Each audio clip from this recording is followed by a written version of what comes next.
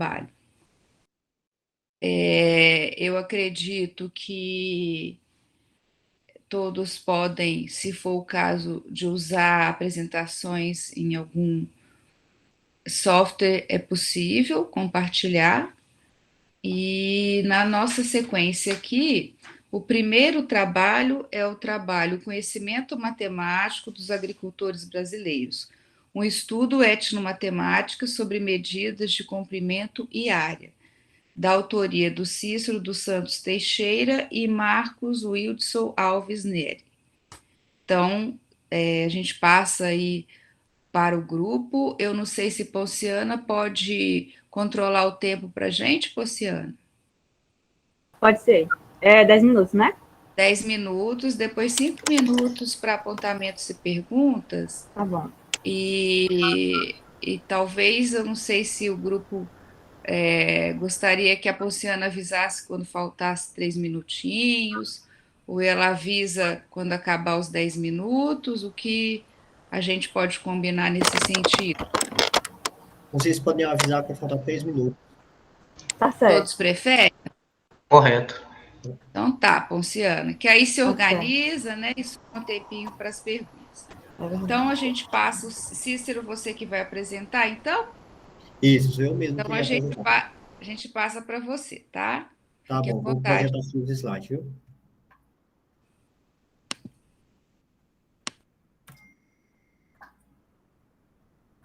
Um momento.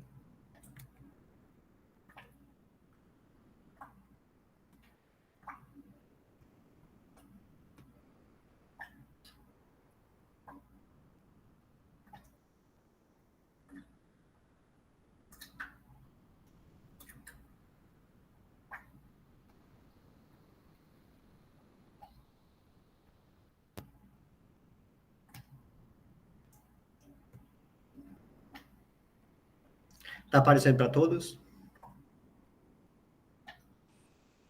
Sim. Então, bom dia a todos. Eu sou o professor Cícero dos Santos Teixeira, da SEDUC Piripiri, e o outro autor é o Marco Wilson Alves Neri, do ISP Campus Maior. O nosso trabalho tem como título O Conhecimento Matemático dos Agricultores Brasileiros, um estudo etnomatemático sobre medidas de comprimento e área. Lembrando que este trabalho é um resumo do meu TCC, trabalho de conclusão de curso. Introdução. A etnomatemática é uma sub-área da história e educação matemática que vem sendo aprofundada desde seu surgimento na década de 70, porém sendo estudada como programa desde 1938 na África. De acordo com Rose e Way, 2005, discutem a etnomatemática como programa e tendência atual como um rumo pedagógico. O termo etnomatemática foi citado pela primeira vez em 1985 por Ubiratan Dambosio, o pai da etnomatemática aqui no Brasil. O mesmo esclarece a etimologia da palavra etno, que contempla desde códigos de comportamentos até símbolo, matemo, que significa conhecer, entender e explicar, e tica, que deriva do tecno, raiz de artes e técnica. Então, a etnomatemática, ela busca compreender e entender o conhecimento matemático dos agricultores, dos predeiros, feirantes, bordadeiras, e determinados grupos sociais, como, por exemplo, crianças, comunidades quilombolas e outros grupos da sociedade. A matemática utilizada por essas sociedades são decifrados para a linguagem matemática acadêmica, que é a nossa linguagem, por pesquisadores da etnomatemática. Ou seja, já que esses grupos nunca ou pouco frequentaram uma escola, mas têm um saber matemático, os pesquisadores buscam entender o conhecimento desses povos, ou seja, pegar aquela linguagem dessa sociedade e trazer para a linguagem matemática, decifrar como é que são feitos esses cálculos. Por isso, faz-se necessário que conceitos matemáticos sejam decifrados para a linguagem matemática acadêmica, isto é, conhecer as nomenclaturas, os termos utilizados, quais unidades de medida não padronizadas são utilizadas e reconhecer alguns aspectos matemáticos utilizados em seus convívios. Além dessa linguagem matemática para a linguagem deles, para a nossa linguagem, nós também temos que levar em consideração a variação linguística que varia de um município para outro, de um estado para outro. Então, aí já é outro tema também a ser abordado. Desenvolvimento do trabalho. Em análise de artigos e dissertações publicadas no Google Acadêmico, evidenciamos a utilização de medidas não padronizadas em vários municípios do Brasil. Então, essa pesquisa foi feita em 2017 para 2018, lembrando que desse tempo para cá, já teve vários outros trabalhos sobre esse tema, já foram atualizados. Então, o que nós conseguimos é pegar na época, que são as medidas não padronizadas. Em São Raimundo Nonato, no Piauí, tais como a braça, que é para medida de comprimento, e a conta, tarefa e cubos para medidas diárias. Lembrando que a conta, a tarefa e os cubos, essas medidas diárias, elas são obtidas através da braça, que para nós usamos o método, enquanto eles usam a braça. A braça e a tarefa são utilizadas nas medidas diárias dos agricultores de Tacaratu, Pernambuco, Santos, 2006, e Ribeirinhos de Marajó, no Pará, Pereira, 2006. Lembrando aí também que a braça é usada para medida de comprimento e a tarefa é para medida de áreas. Também a tarefa ela é obtida com o uso da braça. Os agricultores de Santo Antônio da Patrulha, no Rio Grande do Sul, usam a braça para medir comprimento e a tâmina para medir áreas. Oliveira, 2011. Aí, a mesma coisa, a braça para medida de comprimento, já a tâmina para medida de área. Lembrando que a tâmina também é obtida com o uso da braça. Já os agricultores de Poços Verde, no Sergipe, utilizam a vara para medir comprimento e a tarefa para medir áreas. Oliveira, 2015. Lembrando que essa vara aí, ela tem a mesma medida que a braça, só mudou aí a nomenclatura. Lembrando que essa tarefa também ela é obtida com o uso da vara. Tanto essa braça, trazendo para nosso sistema de numeração, nosso sistema decimal, essa braça deles equivale a 2,20 metros. Os agricultores de Pedro II, Piauí, Diógenes, 2016, constatou o uso da braça para medir comprimento e a linha para medir área. Lembrando que esses agricultores, eles não possuem somente essas medidas de comprimento e de área, tem outras medidas, só que aqui são as principais que eles utilizam. Através dessas medidas e comprimentos, eles usam outros, múltiplos e submúltiplos. A partir do exposto anteriormente, eu montei aqui essa tabela com os municípios, o nome dado pelos agricultores e a área por metros quadrados. Em São Raimundo Nonato, nós temos o cubo, que equivale a 4,84 metros quadrados, a conta, 484 metros quadrados, a tarefa, 3.025 metros quadrados, e o quadro, 12.100 metros quadrados. Essas medidas aqui são usadas em São Raimundo Nonato. Já em Pedro II, Piauí, nós temos a linha, que é 3.025 metros quadrados, a quadra de 50, 12.100 metros quadrados, a quadra de 100, que é 48.400 metros quadrados. E nós temos aqui a meia linha, que é 756,25 metros quadrados. Lembrando que essa meia linha aqui não é a metade aqui da linha, porque eles levam em consideração o tamanho do lado, que é a metade, né, dos lados. Então, não é a metade da linha. Trazendo a nossa linguagem. Em Tacaratu, Pernambuco, nós temos aqui a tarefa, que é 3.025. Em Marajó, Pará, nós temos a tarefa, que é 3.025 metros quadrados. Já em Santo Antônio da Patrulha, nós temos a tâmina, que é 968 metros quadrados. Em Poço Verde, Sergipe, nós temos a tarefa, que é 3.025 metros quadrados.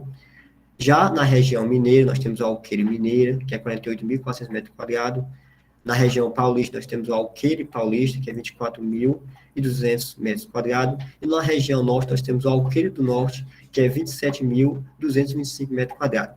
Lembrando que esse alqueire mineiro, esse alqueire paulista e esse alqueire do norte, eles vêm no IBGE e em alguns livros didáticos. Ou seja, essas medidas que usadas em outros municípios não é trazida no livro didático, já enquanto esses outros municípios aqui, essas outras regiões, trazem alguns livros didáticos. Então, tem que se rever esse conceito aí, porque trazer de umas regiões e outras não, porque não é abordar de todas. Então, isso aqui é importante. E, além disso, essas medidas de comprimento aqui, se formos observar, nós temos que alguns pontos em comum, como, por exemplo, a tarefa e a linha.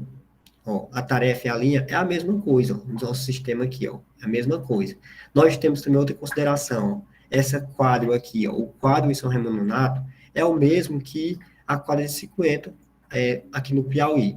Então, vemos aqui que é a mesma. Ó, São Raimundo Nonato, o quadro é a mesma coisa de a cola de 50. Então, nós temos aqui algumas considerações, e além disso, se a gente for comparar com o que é usado no IBGE, temos muitos tópicos em comum, muitos termos em comum, que muda somente a nomenclatura, e nós temos também que a obtenção, ambas é através da vara ou da braça. É um arquivo particular de 2018. Conclusão.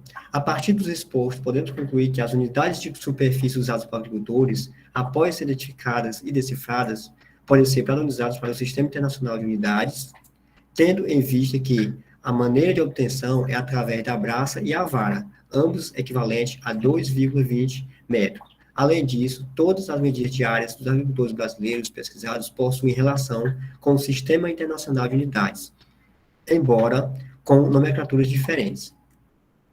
Após a análise das produções acadêmicas, nota-se as diferentes nomenclaturas adotadas pelos agricultores brasileiros. Em alguns casos, trata-se de uma mesma medida, no entanto, com nomes distintos ou nomes iguais e medidas diferentes. Isso torna a etnomatemática um estudo complexo que merece destaque na identificação, decifração e padronização da linguagem dos agricultores, contextualizando-as para a linguagem acadêmica. Então, esse estudo é importante que você, além de pesquisar a matemática, também para avaliação linguística.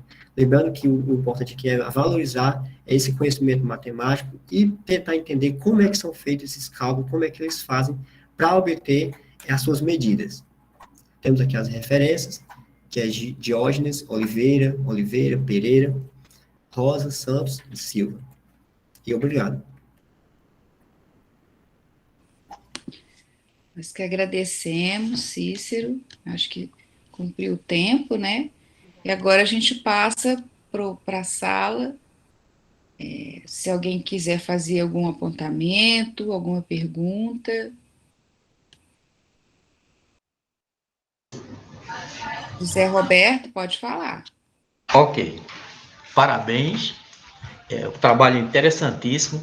Eu só queria entender porque você entrou na questão da linguagem, e entrando na linguagem, eu queria saber, primeiro, se você adotou algum aporte para subsidiar as questões da linguagem. Por exemplo, Ludwig Wittgenstein, né? Que seria, para a gente, interessante, uma vez que tem a ver, que tem uma formação também em matemática. Um outro aspecto é que a questão trabalhada com a braça, ela tinha um mero caráter de aludir às diferentes posições, né, ou perspectivas dessa unidade utilizada Brasil afora, ou ela tinha perspectivas educacionais de ser levado para dentro da sala de aula, em caso afirmativo, como era que se dava essa questão do currículo? Obrigado. A pergunta sobre o uso da vara, ela ainda permanece no Piauí, principalmente, alguns agricultores ainda usam, não usam o metro, ainda continuam usando a vara. E como é que é obtida essa vara? A vara, ela é obtida através de um homem de porte médio com as mãos levantadas para cima. Geralmente dá em torno de 2,20 metros. Então, a forma que é obtida a vara é dessa maneira. E algumas escolas, os pais, que são mais idosos, utilizam a vara, e as crianças, os adolescentes, eles estudam o método do nosso sistema. Então, é bom que seja feita essa comparação, porque, por exemplo, meu pai, ele não usa o método, ele usa a braça. Então, eu fiz o meu TCC baseado muitas vezes no que o meu pai fala, no que ele usa. Essas medidas de comprimento que eu usei aqui, falei em Pedro II Piauí, embora quem fez essa pesquisa, principalmente foi uma colega que fez, primeiramente ela fez em 2016, ela levou somente para a medida de áreas de comprimento, e meu trabalho de conclusão de curso é mais amplo. Além dessa medida de comprimento de área, temos também aí outras medidas, como a medida de cereais. Então, eu reduzi, como tinha um limite de páginas, que era 4, então eu tive que reduzir muito. Mas é possível trazer, sim, para a sala de aula, porque ainda hoje permanece. Nós temos aí, mesmo jovens de 30 anos, que ainda utilizam essas medidas. Então, não foi esquecida, e não será, porque a gente tem que trazer para a realidade. Então, Cícero já respondeu aí a pergunta do Steven, né? Que por que essas medidas tradicionais são mantidas ainda, né? Então, imagino, não sei se o Steven está contemplado aí com a resposta do Cícero? Sim, sim. Tá, Obrigado. então tá bom. Mais alguma intervenção, apontamento ou pergunta?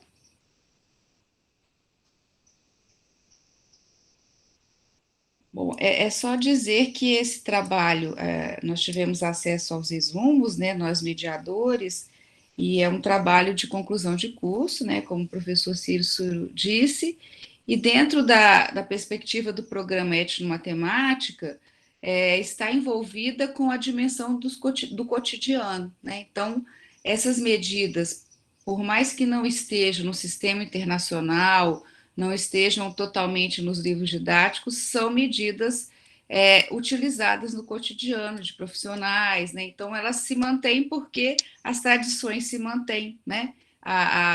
O saber fazer se mantém, passado de pai para filho, então elas não acabam e não vão acabar, né? Isso eu acho que em todos os países, né? Nós temos essas medidas que a gente chama de populares, ou não convencionais, ou não formais, mas que elas não vão acabar, porque estão na nossa realidade e dentro dessa dimensão do cotidiano do programa Etnomatemática. Então, parabéns ao Cícero e ao Marcos e aos colegas que participaram, e a gente já pode passar para o segundo trabalho.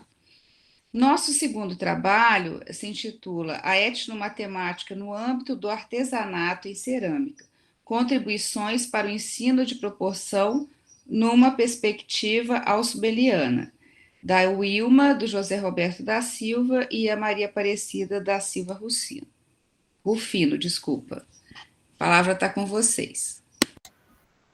Obrigada, professora Cristiane. Vou compartilhar aqui a tela. Só um momentinho.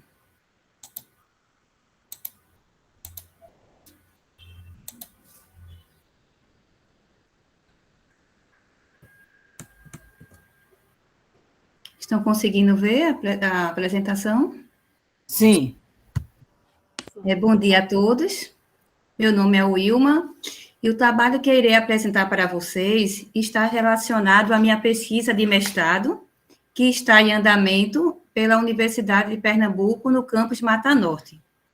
Esse trabalho, como a professora Cristiane falou, tem como título A Etnomatemática no âmbito do artesanato em cerâmica, contribuições para o ensino de proporção numa perspectiva ausubeliana, e teve a orientação dos professores José Roberto e Maria Aparecida. Então, o objetivo do nosso trabalho é oportunizar mudanças na prática de sala de aula dos participantes, a partir da elaboração de uma proposta didática sobre proporção, envolvendo atividades relacionadas à fabricação das peças do contexto cultural artesanato em cerâmica.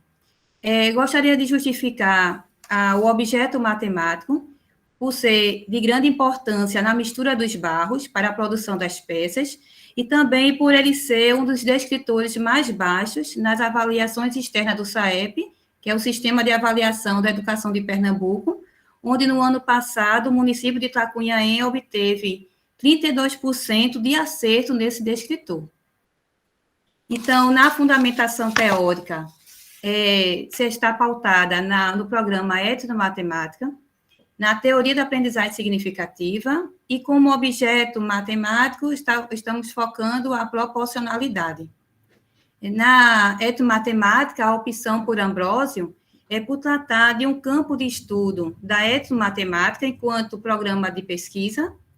Recorremos a Ferreira por esclarecer um pouco mais sobre o que vem a ser o programa de pesquisa, e Kishnik por ser um trabalho que está relacionado ao meu tema, ao interesse de estudo, e também por ela compartilhar a ideia, a mesma ideia nossa, que de trazer a realidade do aluno para dentro da sala de aula, que possibilitando dar um significado aos conteúdos matemáticos, além de despertar o interesse pela aprendizagem.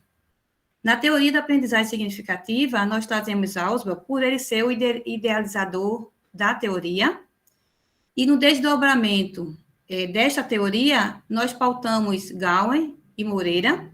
Gowen é porque, para vocês podem até observar, pela figura 2, o modelo triádico de Gowen, ele relaciona o professor, a aluno e materiais educativos.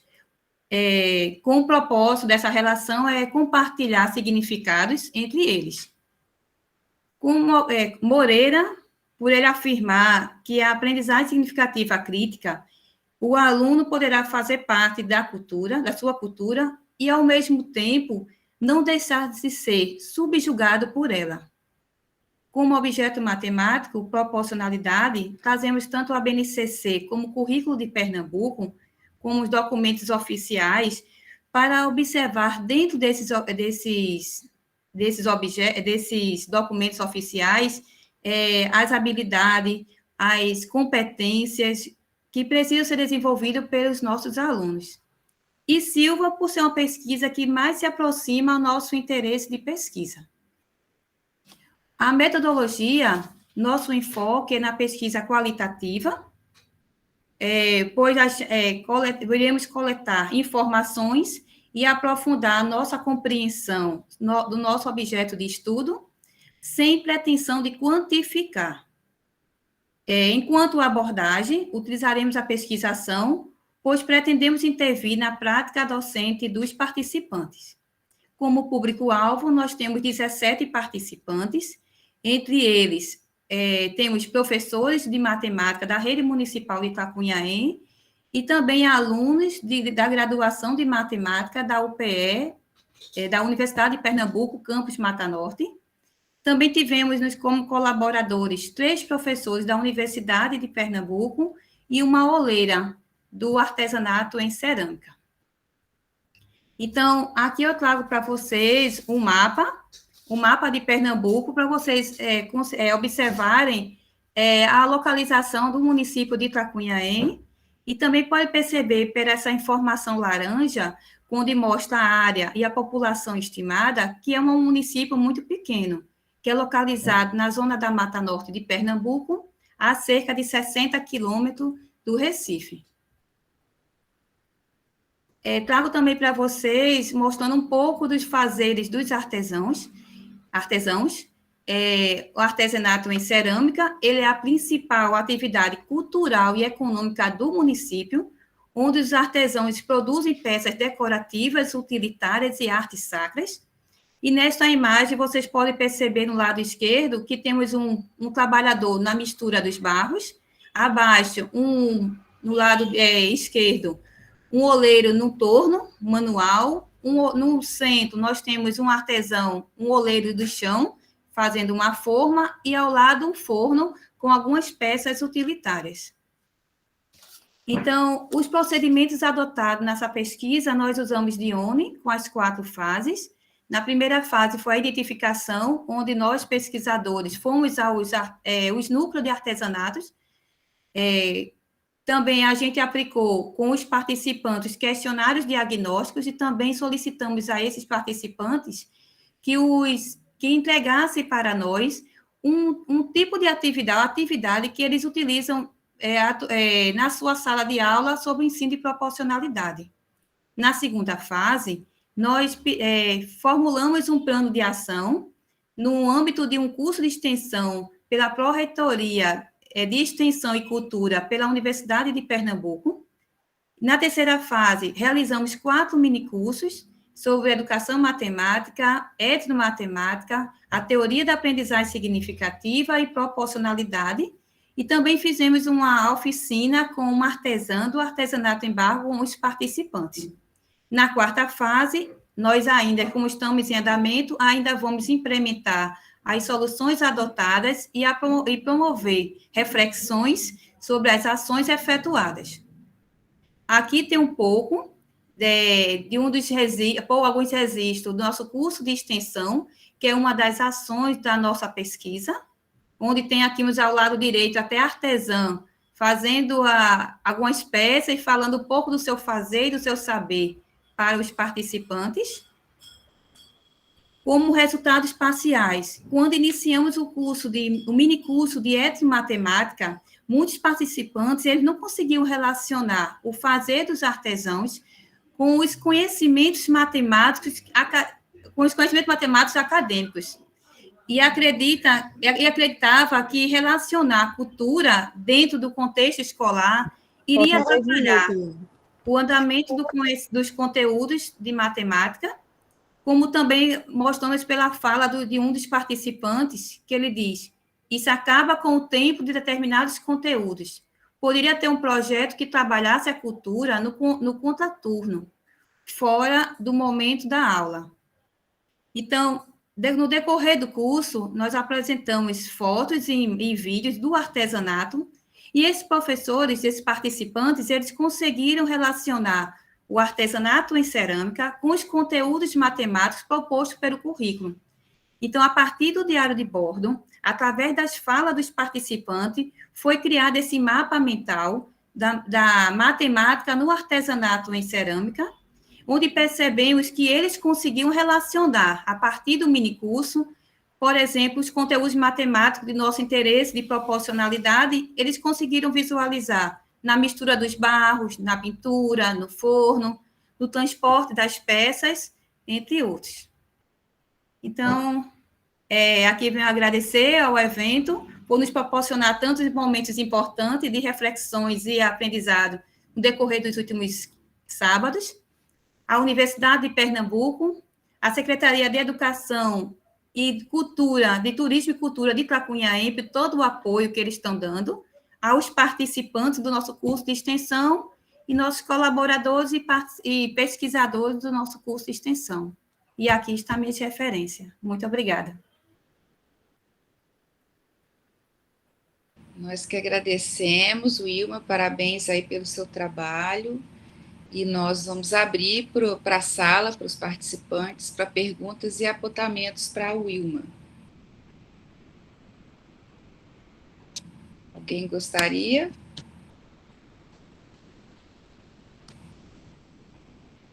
Wilma, eu tenho uma pergunta, enquanto o pessoal vai pensando, explicitamente, como você está pensando na teoria de Ausubel, na análise, porque você falou que é um mestrado ainda em andamento, né?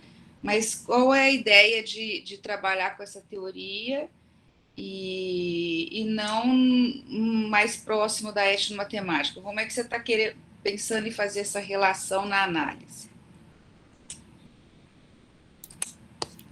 Bom, professora, como assim Ausubel, ele trabalha muito sobre os conhecimentos prévios, fala da importância dos alunos trazer para a sala de aula. A gente tem que estar trazendo tanto o artesanato de barro, de cerâmica para a sala de aula, até como subsussores, para ajudar esses alunos a mais na frente, esses professores, trabalhar a prática dos professores. Para esses alunos, eles têm uma aprendizagem significativa em proporção.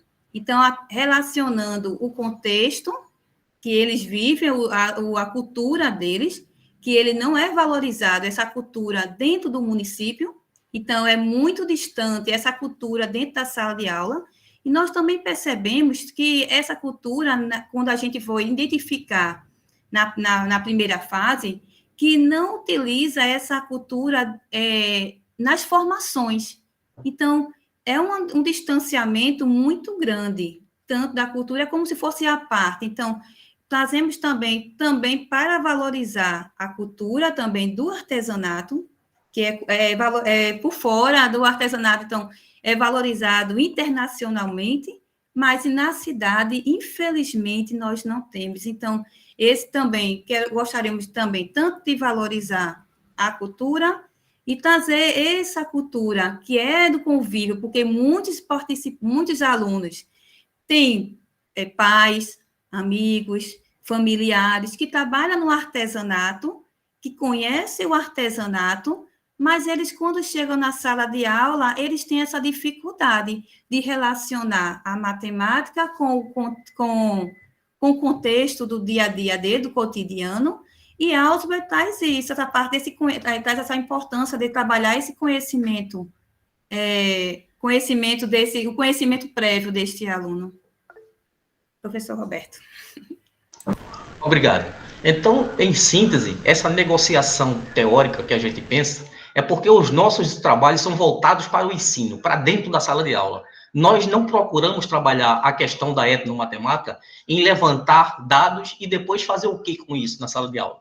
Nós trabalhamos dentro da sala de aula. Portanto, acreditamos também que não seria uma etnomatemática, não seria uma resolução de problemas em si, enquanto campo de estudo, a história da matemática, que daria subsídios para que a gente visualizasse uma ação pedagógica em termos de propósito. Por exemplo, o que vem a ser ensinar, o que vem a ser aprender. A etnomatemática não discute essas questões. Essas questões são discutidas e dialogadas por teorias de aprendizagem, que no nosso caso estamos usando o Ausubel pela relação e possibilidade de identificar subsussores, não é? Subsussores de qualidade, porque são culturais, está impregnado na cabeça deles, e fazer relações com conteúdos curriculares. Então, isso seria mais ou menos uma tentativa de fazer, posteriormente, diferenciações progressivas e reconciliação integradoras na perspectiva de viabilizar uma aprendizagem nesse contexto ausubeliano. Poderia ser Vygotsky, e a gente iria olhar um enfoque diferenciado de interação, poderia ser Piaget, mas como propósito educativo, penso eu, que não há, por exemplo, linha de investigação em educação matemática que dê conta, por si só, das essências e necessidades do ato educativo. Obrigada, professor José Roberto, né? O programa Etnomatemática tem uma dimensão educacional, né, que discute essa ação pedagógica.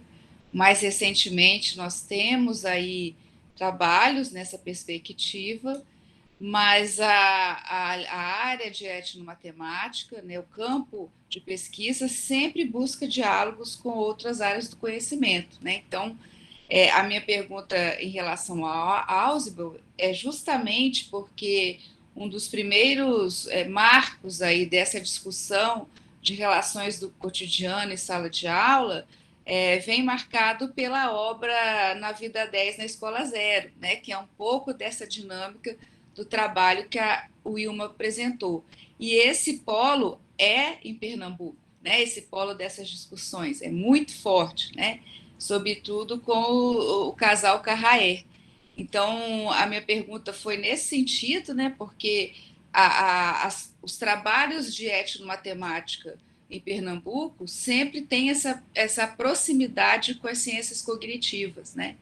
Então, nesse sentido, eu queria entender esse diálogo, né, como que isso ia respaldar, então, a fala do professor José Roberto complementa aí a da Ilma, e não sei se tem mais alguém que vai fazer alguma pergunta. Bom, acho que não, né? Só comentários aqui do Cícero, que trazer a matemática do cotidiano para a sala de aula é muito bom. Vanessa quer perguntar? Ou não, né? Porque é o próximo. Então, nós agradecemos ao Wilma, ao professor José Roberto e também a Maria Aparecida, que está aqui também, e passaremos aí para o nosso terceiro trabalho, que é a etnomodelagem, como se desenvolvem as pesquisas produzidas no Brasil no âmbito da educação matemática, pela Vanessa Aparecida Dutra Rabelo. Fique à vontade, Vanessa. Bom dia a todos. Vou compartilhar a tela com vocês.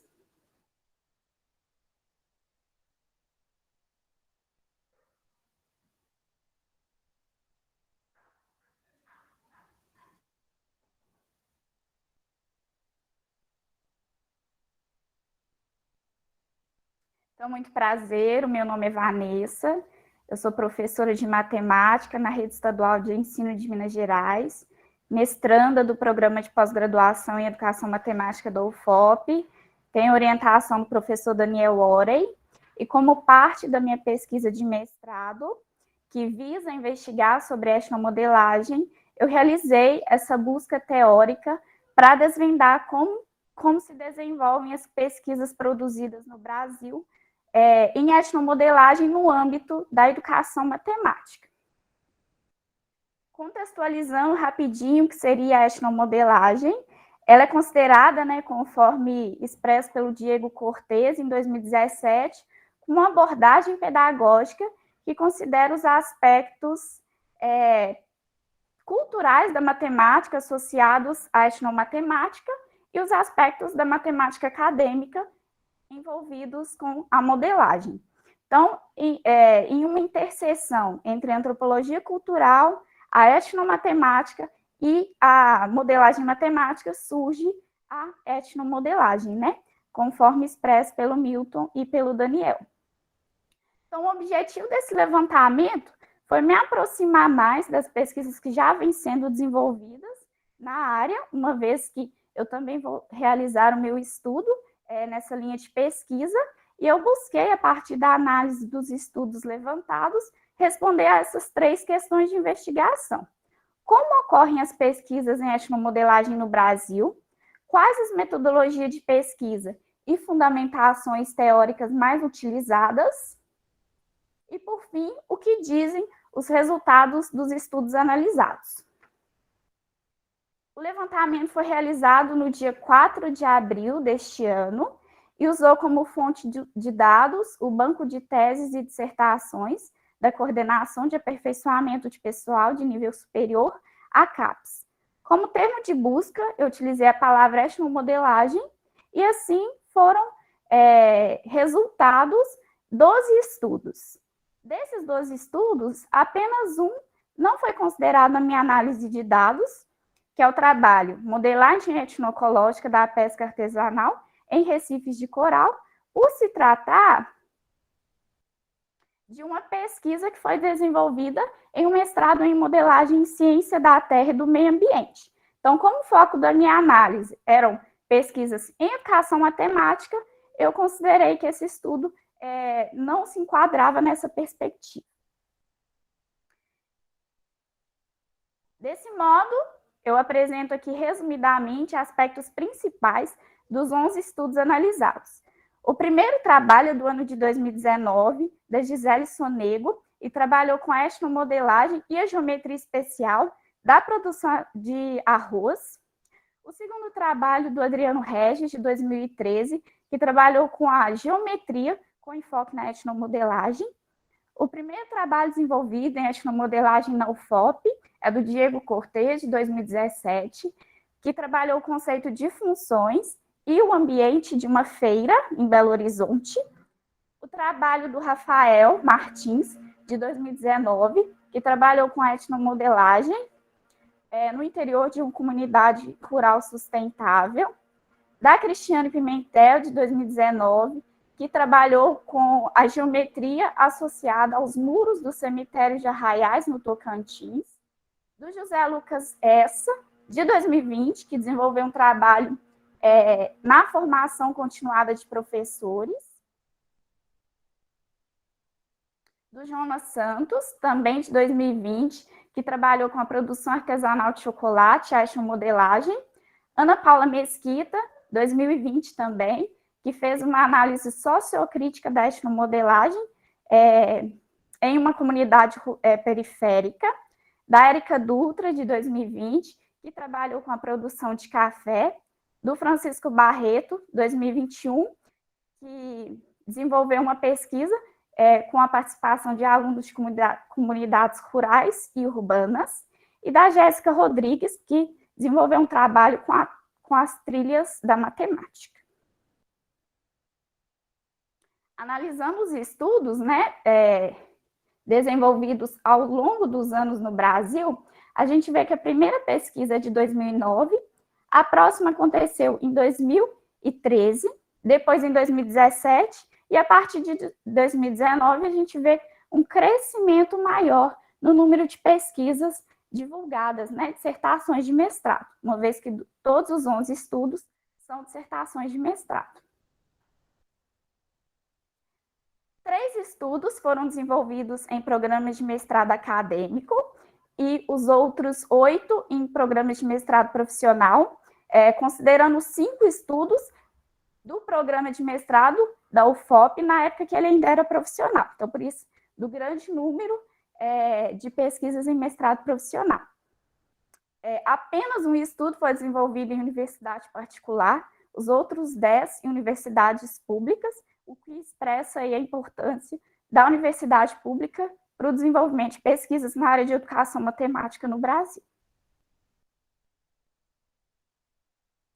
Analisando aí no mapa, né, a localização das universidades onde esses estudos foram desenvolvidos, a gente vê uma pesquisa na região norte, na Universidade Federal do Tocantins, 3 pesquisas na região nordeste, uma na Universidade Federal Rural do Semiárido e 2 na Universidade Estadual de Santa Cruz, 5 pesquisas na região sudeste, o peso aí da UFOP, né, com 5 estudos, o que se deve a ser a localização dos professores Daniel e Milton, né, que são grandes nomes nacionais e internacionalmente no campo da etnomodelagem, uma pesquisa na Universidade Federal de São Carlos e uma pesquisa no Sul, no Centro Universitário Franciscano de Santa Maria, que é a única instituição pública, particular, desculpe, onde já foi desenvolvida pesquisa em etnomodelagem.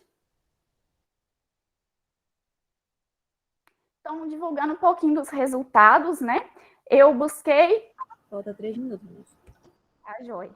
Reuni os trabalhos em categorias, em questões de investigação comuns, metodologias de pesquisa, os participantes, métodos para a produção dos dados, o referencial teórico utilizado e os resultados das pesquisas analisadas. Quanto às questões de investigação, a gente percebe uma preocupação em determinar como a etnomodelagem se faz presente em ambientes educacionais, de formação e locais. Quanto à metodologia, apenas 2 estudos utilizaram estudos mistos, o restante são pesquisas qualitativas. Os participantes são alunos do ensino médio, 8º ano, 9º ano, e além de pessoas inseridas nas comunidades locais. E como métodos para a produção de dados, a gente vê muito uso de questionários, entrevistas, blocos de atividades, gravações de áudio e vídeo. Quanto ao referencial teórico, tem um peso muito grande dos estudos do Bratton D'Ambrosio, do Milton Rosa e do Daniel Orey. E os resultados das pesquisas, né, apontam a importância da inserção da etnomodelagem, não só para trabalhar a matemática, mas também para promover a divulgação, o respeito e a valorização da matemática que é desenvolvida por grupos culturais distintos. Então, as considerações finais, esse levantamento me proporcionou perceber os benefícios da ação pedagógica da etnomodelagem para o ensino de matemática, a necessidade do desenvolvimento de novas pesquisas na área, que por enquanto ainda são bem poucas, né? Isso é importante para a gente conscientizar os professores de matemática da importância de estabelecer de forma prática o uso da etnomodelagem, da etnomatemática e da modelagem matemática nas aulas de matemática, e a importância de pesquisas em etnomodelagem, para promover o respeito, a valorização da matemática êmica que é desenvolvida localmente. Aqui estão as referências, os 11 estudos que foram considerados na análise dos dados. E o meu muito obrigada. Se alguém tiver alguma pergunta, pode ficar à vontade. Muito bem, Vanessa. Aqui a gente tem no chat uma pergunta do Estevam, que ele deu parabéns e falou quais dessas obras você acha que foram trazidas para a sala de aula. Não sei se foi no slide anterior das discussões. Quais foram trazidas para a sala de aula?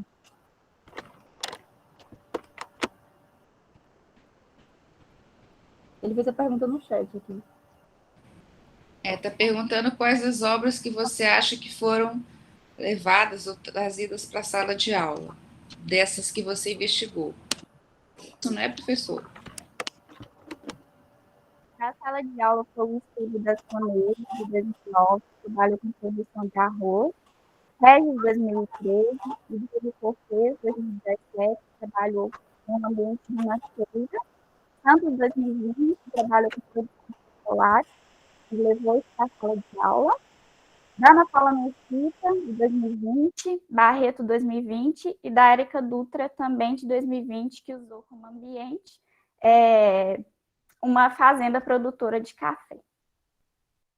Esses contaram efetivamente com a participação de alunos.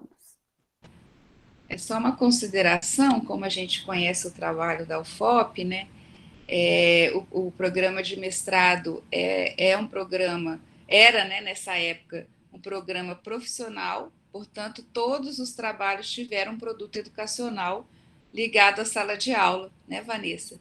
Então, imagino que agora, como o programa se tornou um programa com mestrado acadêmico, talvez alguns trabalhos saiam com o contexto da sala de aula e outros não.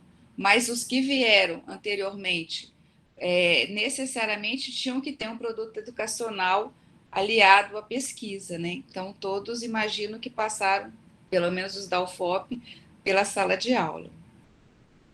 O estudo da Jéssica Rodrigues foi desenvolvido num contexto pandêmico, então ela não foi para a sala de aula, mas ela deixa sugestão de atividades que podem ser inseridas. O produto educacional, sim. Mais alguém? Não?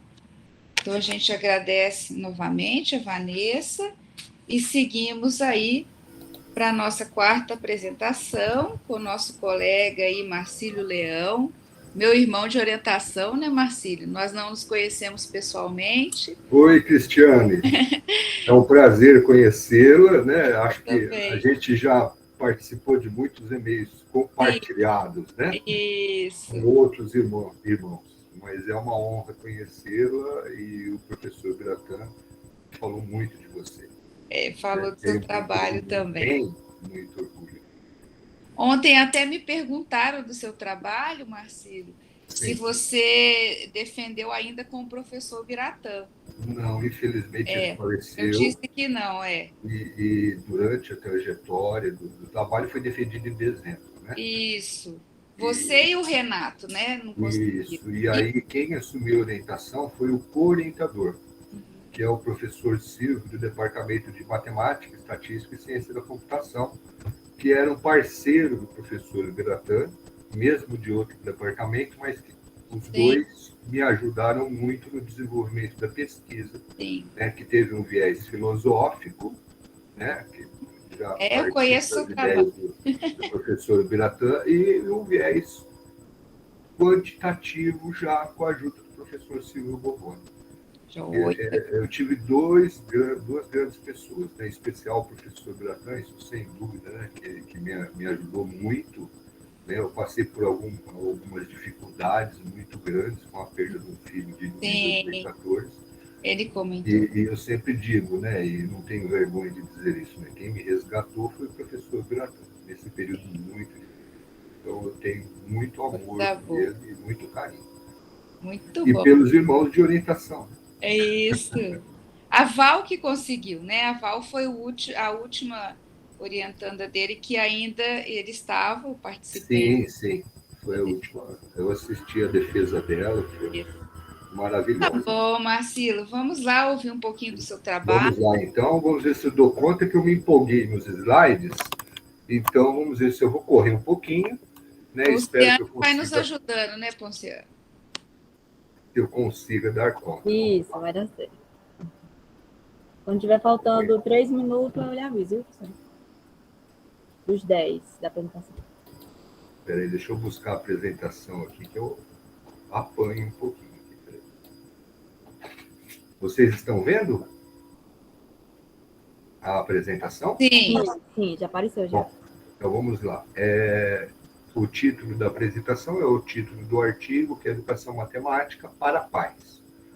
Né? Eu sou membro do grupo de pesquisa de etnomatemática da Universidade Federal de Ouro Preto, e a convite do professor Milton e do professor Daniel, então eu usei essa referência como membro do grupo que eu participo. Vamos lá. Vou falar um pouco da introdução. Né?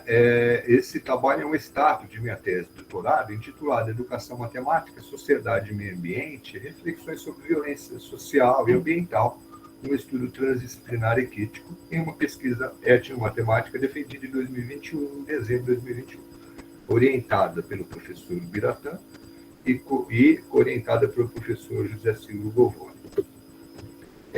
O objetivo geral da pesquisa baseou-se em analisar a percepção que o jovem do ensino médio de duas escolas públicas e os jovens internos em regime socioeducativo da instituição Fundação Casa, aqui no estado de São Paulo, têm sobre o fenômeno da violência e se pensa ser importante discutir essas questões durante as aulas de matemática com o objetivo de contribuir para a cultura da paz. Eu também fiz 2 entrevistas com 2 professores de matemática e uma entrevista com o representante da Secretaria do Meio Ambiente do Estado de São Paulo, que trouxe a questão da violência ambiental para a pesquisa. O referencial teórico adotado foram as ideias do professor Biratã, do D'Ambrosio, o programa etnomatemática e a transdisciplinaridade. Aí eu vou falar um pouquinho sobre algumas falas do professor Biratã. Para o Biratã D'Ambrosio, como educadores, nossa missão é preparar gerações para um futuro sem fanatismo, sem ódio, sem medo e com dignidade para todos. Como matemáticos, educadores, devemos ter nossa responsabilidade perante essas questões. O professor Biratã ainda destaca que a história nos ensina que a matemática, que tanto serviu para matar, pode ser uma excelente estratégia para se atingir a relação social do não matar. E conclui que a paz, nas suas várias dimensões, paz individual, paz social, paz ambiental, paz militar, é o grande objetivo de rejeitar a violência e praticar o não matar. O professor Biratã ainda, o que é disso? O que é educador? E qual a diferença entre educador e entre um professor e educador? O professor é aquele que professa, que ensina uma ciência, um credo, uma arte, uma técnica, uma disciplina, uma metodologia. Educador, para ele, é aquele que propicia, viabiliza, fomenta uma educação integral do ser humano, que significa, em outras palavras, subordinar, submeter, por em outro patamar, o currículo, o conteúdo de suas ações como educador a objetivos maiores. Ao definir, o professor Biratã, ao definir a sua missão como educador, ele diz: eu me vejo não como matemático que utiliza a educação para divulgar habilidades e competências matemáticas. Como educador matemático, procuro utilizar aquilo que aprendi como matemática para realizar minha missão como de educador. Minha ciência e meu conhecimento estão subordinados ao meu humanismo. Agora eu vou falar um pouquinho sobre violência, algumas discussões que eu trago no trabalho. A violência é uma das maiores preocupações mundiais. Através dos limites de classe, raça e cultura, traz resultados desastrosos, sentimentos generalizados de medo, impotência e vitimização, além de gerar consequências emocionais e psíquicas, prejudicando a saúde dos indivíduos. Tem estado presente no cotidiano de instituições escolares, do seu entorno, sociais, bairros, famílias, países. As diferentes formas que ele se manifesta, sejam quais forem, causam destruição, corrompem a vida e interferem no comportamento individual, social e cultural. Suas marcas podem ser duradouras e refletidas por uma vida inteira, alcançando até mesmo gerações. A autoestima, a criatividade, os valores humanos se perdem numa submissão e conformismo resultante apenas de uma prisão sem muros. Não há liberdade nem livre-arbítrio para aqueles que são submetidos às condições da violência. A violência, seja qual for, destrói a vida, mata nosso maior patrimônio. É grave e preocupante porque destrói, grave porque mata. Mata a vida de um ser vivo, mata nosso planeta, mata nosso lar, nossa casa comum, nosso habitat. Para o professor Biratã, a prática da violência, seja individual, institucional, subordina indivíduos, grupos, comunidades a condições insustentáveis da vida, gerando medo, intimidação, comportamentos psicopáticos, recursos a drogas e suicídio. Injustiça social, degradação ambiental e até a guerra, ocasionando destruição do meio ambiente, do patrimônio de vidas e chegando ao genocídio sentido amplo. Atinge a todos, nossa vida pessoal, nosso ambiente de trabalho, nosso relacionamento com o outro, destrói o homem, o meio ambiente, fauna, flora, destrói vidas, nosso lar, nossa casa comum. E a expressão casa comum eu utilizei do Laudato Si do Papa Francisco de 2017. Uma breve reflexão que eu trago agora, em formato de indagação: existe algum tipo de orientação ou preocupação em nossos sistemas educacionais no âmbito da educação, matemática em qualquer nível que seja, que busque formar indivíduos que sejam contrários à violência, que prefiram um mundo sem violência? Em outras palavras, existe algum tipo de orientação, preocupação em educação matemática em todos os níveis de formação, incluindo universitário, que busquem promover comportamento de respeito, solidariedade e cooperação, baseados essencialmente na sustentabilidade das espécies vivas, em particular do homem. Ao refletir mais profundamente sobre a questão da violência, o estado do mundo percebe que a violência social e a violência ambiental são duas versões para uma mesma situação. A violência como construto humano. Araújo traz o mesmo pensamento ao dizer que a violência é uma construção humana na história dos indivíduos. Para ele, os atos violentos nascem da própria violência. Ele discorre, a paz nasce da paz. Há sempre uma relação de causalidade recursiva.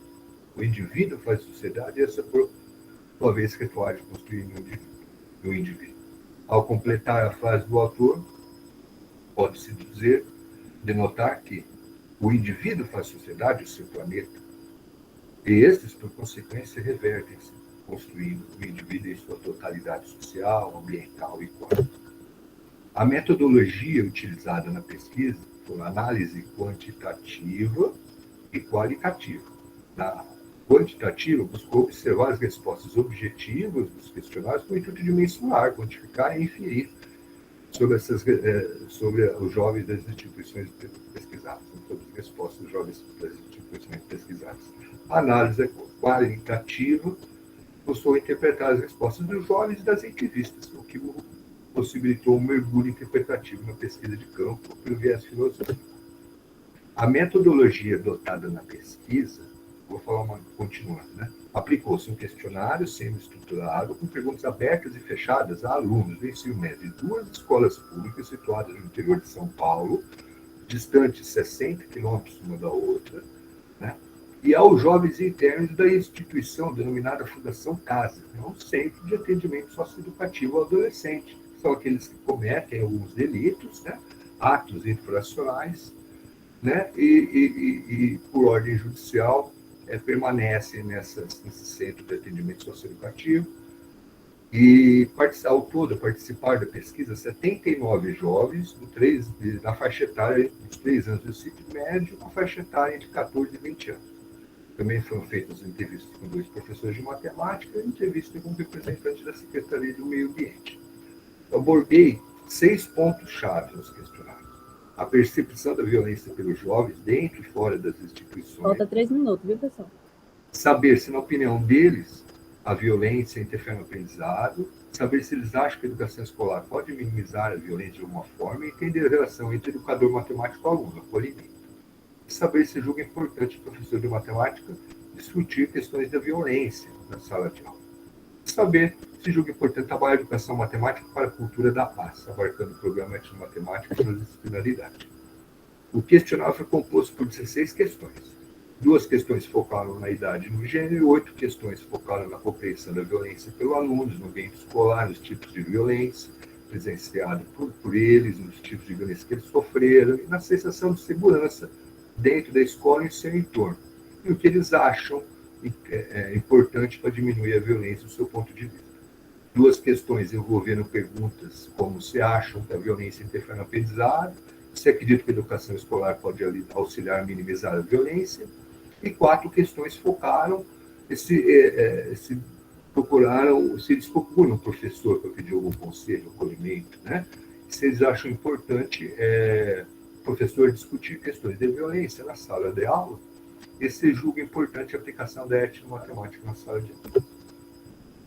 As entrevistas com os 2 professores focaram na percepção que eles têm a respeito do fenômeno da violência durante as aulas de matemática, e a entrevista com o secretário do Meio Ambiente fosse vertente da questão da violência ambiental para a pesquisa, focando a educação matemática. Agora eu vou falar um breve, eu não sei se estou passando, mas estou correndo aqui. Né, uma breve análise dos resultados. Os questionários foram aplicados nas 3 instituições analisadas utilizando a técnica da estatística descritiva por meio de gráficos e porcentagens. Vamos aos resultados. Aqui eu tenho um breve resultado, então aqui os tipos de violência que os entrevistados sentiram no entorno, na escola e seu entorno. Então aqui a gente tem aqui o gráfico de porcentagens e ao lado um gráfico de colunas, onde a gente tem A cor laranja, a escola A, pode São José do Rio Pardo. A cor cinza, a escola B, em São João da Boa Vista, e a amarelinha, Fundação Casa. Né? Resumidamente, altas frequências para violência verbal, aparece a agressão física, né? Mais citada pelos entrevistados da Fundação Casa, dos jovens internos, e menores citações por dano ao patrimônio e violência familiar. Aí pergunta, você acha que a violência, seja qual for, interfere no aprendizado? Então, aí nós temos o gráfico de porcentagem, o gráfico de coluna dessas instituições. A imensa maioria dos entrevistados concordam que os atos violentos afetam o aprendizado, pelo menos algumas vezes. Você acha que a educação escolar pode auxiliar a minimizar a violência de alguma forma? E aí nós temos o gráfico de porcentagem, o gráfico de coluna. A imensa maioria dos entrevistados, as 3 instituições, concordam que atos violentos afetam o aprendizado. Aí eu fiz um texto focando a ideia da etnomatemática, e eles leram esse texto. Está na minha tese, e responderam ao questionário. A maioria dos alunos se manifestou favoravelmente ao fato de você trabalhar com etnomatemática na sala de aula. Na escola A foi unânime, a fundação foi 90%, e a escola B com 72%. Aqui eu trago algumas coisas que me chamaram a atenção, e eles escreveram esses questionários. Na escola A, um dos alunos escreveu esses textos, né, em relação à aplicação da etnomatemática, né, na perspectiva de tolerância, respeito, diálogo, coletividade como instrumento para a paz e minimizador da violência. Na escola A, lidar com a realidade à nossa volta. Resposta na escola B, pois nos ensina a lidar com o nosso dia a dia, com as pessoas em nosso redor, aprendendo a viver sem violência e disseminar a paz. Na fundação foi muito interessante que um dos jovens disse, tudo usamos matemática, igual diz no texto, até pela paz, porque tem coisa que não tem como responder, e chega a matemática e ela tem tudo a ver com a paz. Vamos lá, agora uma breve análise dos resultados, as entrevistas com os 2 professores de matemática. Os docentes percebem os problemas da violência presentes nos alunos, salientam que a violência afeta negativamente os estudos. Sentem certa empatia dos alunos pela escola, pelas disciplinas, principalmente em relação à matemática. Afirmam que a etnomatemática pode contribuir muito para minimizar a violência e para a construção da cultura da paz. E agora eu vou falar um pouco da conclusão e o nascimento de uma proposta. E essa de educação matemática para a paz. Ele justifica essa proposta por meio dos dados empíricos coletados na pesquisa de campo. A paz começa dentro dos indivíduos, dentro de nós. Orientar novas formas de pensar e agir que reseita a violência social, a violência ambiental, é a essência do que fomenta nessa proposta. A educação matemática para a paz pode oferecer uma maneira eficaz para construir a paz em contextos múltiplos, onde o docente envolvido com a proposta atue, sem dúvida, diversos desafios. Não se pode negar que o único antídoto para a violência e para as injustiças sociais é a paz. Essa abordagem de dentro para fora do educador matemático nos sistemas educativos envolve ajudar alunos, crianças e jovens a desenvolver ferramentas e estratégias para a prática da não violência. Os espaços escolares e a sala de aula são locais privilegiados, onde os jovens e as crianças aprendem. Por que não aproveitar um pequeno tempo docente para levar as crianças e os jovens a aprender sobre a prática da não violência, do não conflito, e refletir sobre valores éticos e valores sociais que possam mudar a trajetória dos seus desenvolvimentos no decorrer do processo educativo.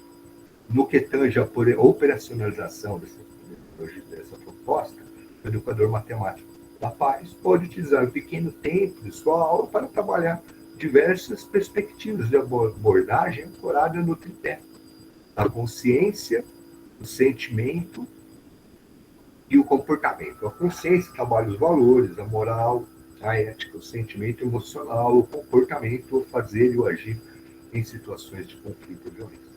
O tripé pode ser trabalhado durante as próprias aulas de matemática, né? Eu dou alguns exemplos. Por exemplo, a análise de gráficos de IPEA, os valores que envolvem índice de focos de queimada a nível do ensino médio. Ao trazer esses gráficos aos alunos do educador matemático, além de trabalhar o próprio ensino da matemática, envolvendo conceitos simples de estatística, análise de algoritmos, fórmulas, pode trazer valores que possam ser discutidos com os jovens numa postura de respeito, empatia e cooperação. A própria etnomatemática fornece esse ferramental flexível. Inúmeras situações da vida podem ser trabalhadas na sala de aula, abarcando o comportamento, o sentimento e a consciência. As questões ambientais, por exemplo, podem ser trabalhadas ao levar os jovens em uma área de preservação permanente, em uma nascente. Os alunos podem calcular valor em loco, ao mesmo tempo, o educador matemático ensina alguns conceitos de geometria, circunferência, pode transmitir a importância de preservar uma nascente e discorrer sobre os efeitos os danosos ao meio ambiente, que envolve aterrar, queimar, jogar lixo. Enfim, os exemplos são inúmeros. Na humilde opinião desse pesquisador, o trabalho envolvido em educação matemática para a paz deveria ser aplicado por todos os educadores em todos os níveis de ensino e em todos os cursos de formação. Aqui estão as referências e muito obrigado. É uma honra aqui estar com vocês. Deixa eu tirar o slide aqui. Nós te agradecemos, Marcílio. Perdão pela correria, acabei me empolgando um pouquinho, né? O nosso tempo deu uma estourada, mas mesmo falar de um trabalho de tese em 15 minutos, né? Eu vou fazer uma sugestão para o grupo, se o grupo achar que a gente pode fazer assim, porque o próximo trabalho é da Ana Priscila, e aí talvez a gente possa deixar as perguntas para o Marcílio e para a Ana Priscila no final da apresentação da Ana Priscila. Claro. Pode ser assim, gente? Pode. O que vocês acham aí? Podemos fazer Pode, sim. assim? Podemos? Oi? Então tá bom. Então vamos seguindo com o trabalho, nosso quinto trabalho, e aí depois da nossa escuta ao trabalho da Ana Priscila, a gente faz as perguntas e encaminha os apontamentos para o trabalho de Ana Priscila e depois de Marcílio nesse tempo que tivermos, tá bom? Então fica para você aí, Ana Priscila. Oi, pessoal, bom dia, tudo bem? Eu sou Ana Priscila. Por questões técnicas, eu precisei entrar com o e-mail do GPEIP por conta da organização, mas eu já vou compartilhar aqui a tela.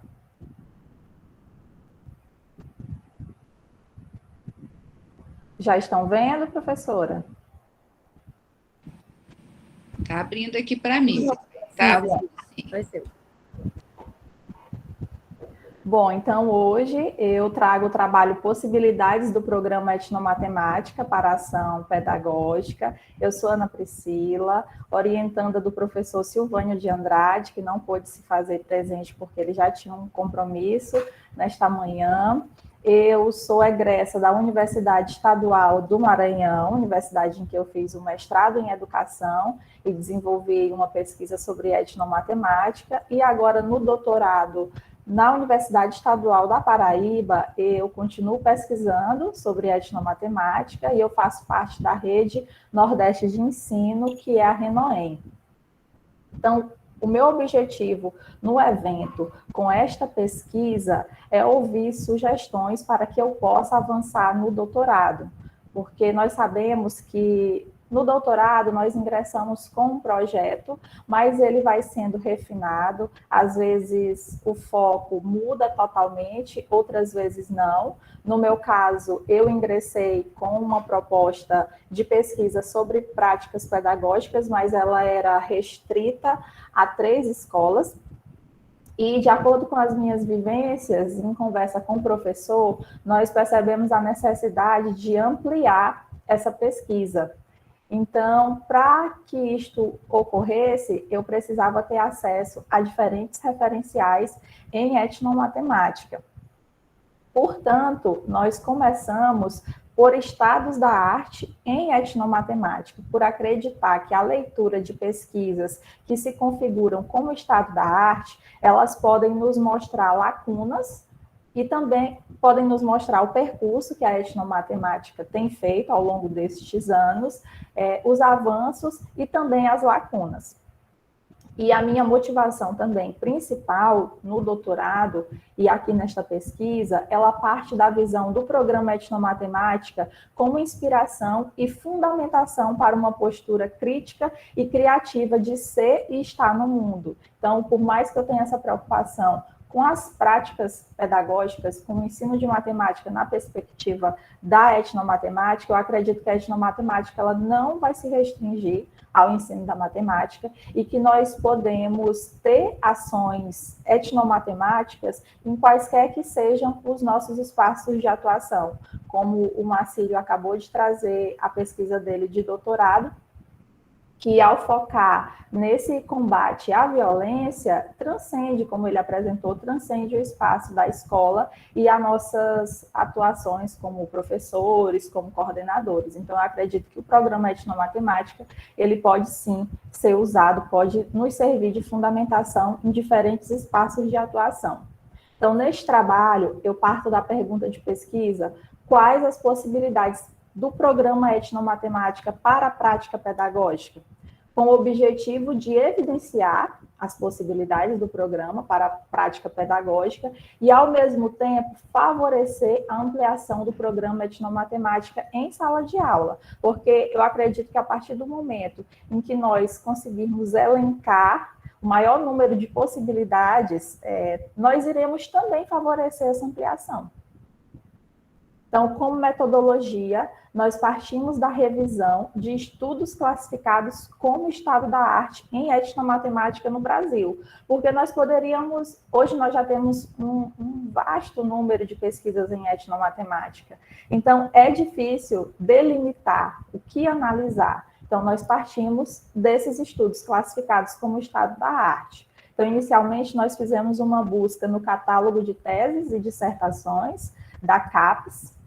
Não foi uma busca muito frutífera, só encontramos um resultado, e depois seguimos para a Biblioteca Digital Brasileira de Teses e Dissertações, na qual nós também só encontramos o mesmo resultado.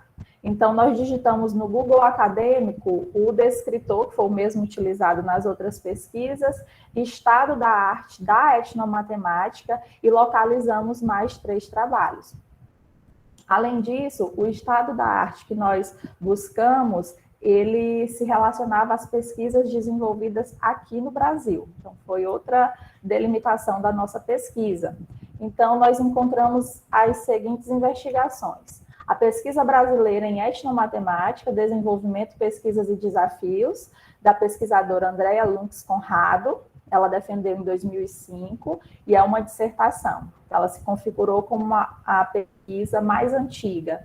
Depois, nós localizamos... Essa foi a pesquisa que eu encontrei tanto no repositório da CAPES quanto na biblioteca.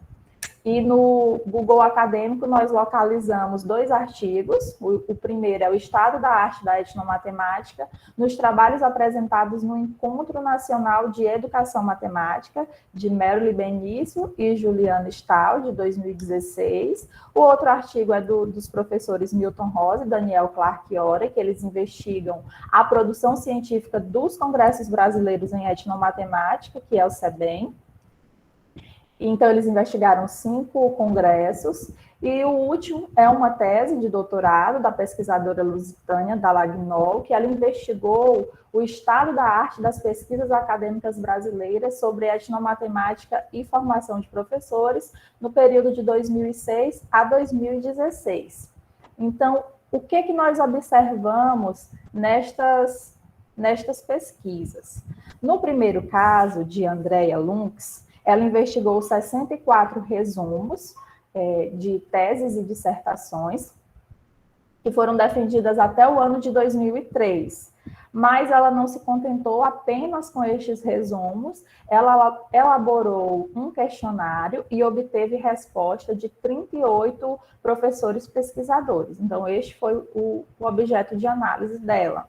Já no artigo de Benício e Stahl, elas investigaram 79 títulos relacionados a 11 eventos. Observem que aqui nós estamos falando do Enem. Então, no Enem, ele tem diferentes eixos e nesses eixos nós temos os trabalhos em etnomatemática. Então, em 11 eventos, elas mapearam 79 títulos. Já os pesquisadores Milton Rosa e Daniel Clark-Orey, eles investigaram um evento específico sobre etnomatemática, que é o Congresso Brasileiro, o CBEM. Então, eles puderam analisar 473 trabalhos, já é um número bem mais vasto. Quanto à pesquisadora Lusitânia da Lagnol, ela tem aqui uma delimitação, já observando em outros trabalhos que a etnomatemática, ela se divide em algumas dimensões, e dentro dessas dimensões, nós temos também as temáticas. E, no caso, ela optou pela temática da formação de professores e optou por esse período de 2006 a 2016, porque ela explica que é o período de maior concentração das pesquisas. E ela investigou 10 teses e 28 dissertações.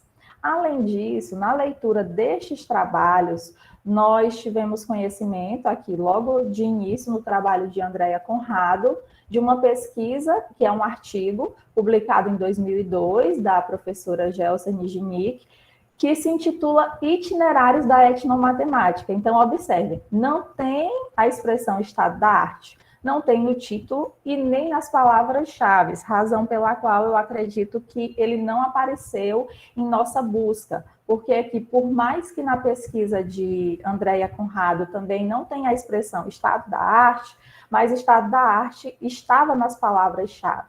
Então, uma das primeiras coisas que a gente percebe, como pesquisador, que esse trabalho é também um exercício, né, de doutorado, você vai vendo as disciplinas e vai aprendendo a pesquisar, é que o descritor, em uma pesquisa bibliográfica, às vezes ele delimita até demais, nós precisamos delimitar, mas às vezes ele não condiz com a realidade, porque aqui nós temos, em Itinerários da Etnomatemática, uma pesquisa do tipo Estado da Arte, mas que ela não apareceu na busca, só tivemos conhecimento por conta da leitura de outros trabalhos.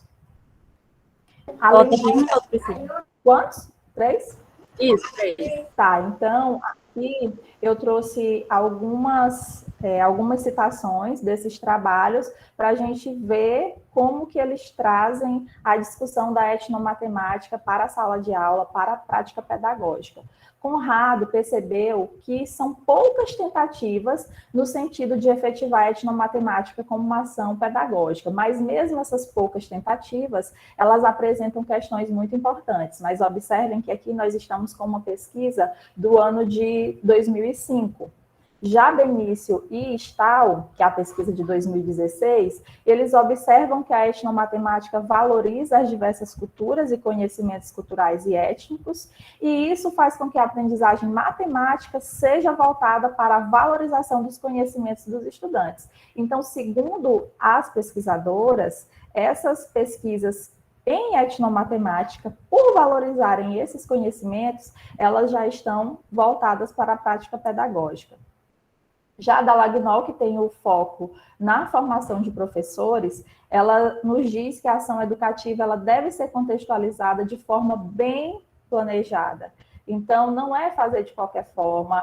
A etnomatemática, para chegar, de fato, à sala de aula, ela requer leitura, conhecimento da realidade dos estudantes ou também da realidade em que a escola está inserida e um planejamento para que ela possa proporcionar, vivências no ambiente escolar da ação cultural para aprendizagem e construção do conhecimento. Então, essa pesquisadora, ela percebeu que muitos professores, e isso também eu vejo comum em outras pesquisas, eles já trabalham uma perspectiva etnomatemática, mas eles não têm conhecimento disso, porque muitos não tiveram em seu processo de formação contato com a etnomatemática. E já os pesquisadores Rosa e Orey, esta pesquisa, eu acredito que justamente por ela analisar mais trabalhos sobre etnomatemática, é a pesquisa que vai trazer para nós, né, em discussões futuras, mais pontes, mais possibilidades de fato sobre a etnomatemática para a sala de aula. Os pesquisadores, eles verificaram que dentre as 6 dimensões do programa etnomatemática, aquela que concentra um maior número de trabalhos é a dimensão educacional. Então, os resultados parciais, eles indicam a existência de alguns estados da arte sobre a etnomatemática no Brasil. Nós percebemos que também existem estados da arte sobre a etnomatemática em âmbito internacional. E essas pesquisas indicaram a necessidade de aproximar a realidade do estudante do ensino da matemática. Todas elas indicaram isso, essa necessidade. Entretanto, não há clareza, essa é uma concepção minha, sobre quais as implicações pedagógicas ou como a etnomatemática pode orientar a ação pedagógica. Agora, por que eu destaquei esse não há clareza? Eu percebo que nas pesquisas existem esses encaminhamentos. Algumas são, de fato, não nesses estados da arte. Agora eu já estou trazendo uma compreensão mais ampla. Algumas trazem as possibilidades, de fato, da etnomatemática para a sala de aula, mas não há ainda, por questões, de fato, de amadurecimento do campo, da evolução do campo, uma sintetização de como nós podemos utilizar o programa etnomatemática na sala de aula. Então, aqui eu já até me reporto às apresentações anteriores, que eu observo como no caso da primeira apresentação, os estudos etnomatemáticos voltados à compreensão do cotidiano.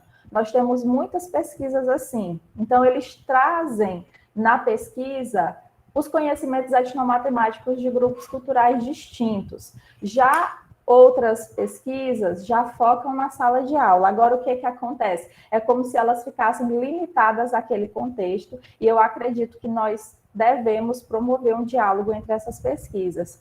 Quando o professor José Roberto estava contribuindo na apresentação de Wilma, a fala dele, eu tenho escutado muito no doutorado.